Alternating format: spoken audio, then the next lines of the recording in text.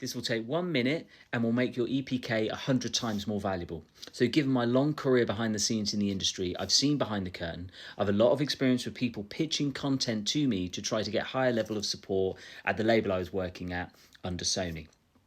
In reality, you can get all of the most important data points across in bullet points within an email. So an electronic press kit is predominantly for getting across the aesthetic elements of a campaign and slightly deeper background.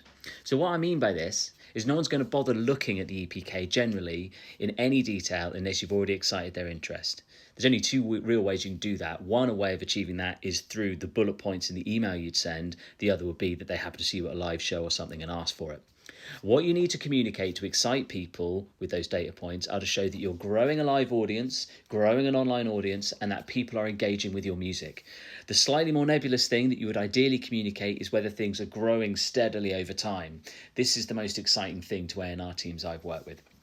So once you've got those data points front and center in the email, but also on the first page of any EPK, then you can worry about making sure the thing looks beautiful. Make sure the artwork matches the way you're portraying your project across all other platforms.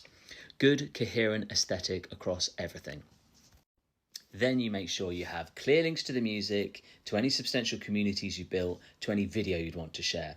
If you've got all that covered off, you've nailed it. One quick caveat, spending lots of time on an EPK over spending time making content for TikTok is not wise unless you've already got a super consistent content strategy up and running. The EPK is a nice to have, content strategy essential. So I'm doing my best to pack quite a lot of information here. So I recommend, if it sounds like it's relevant now, or maybe not, but would be relevant later, then save the content so you can come back to it.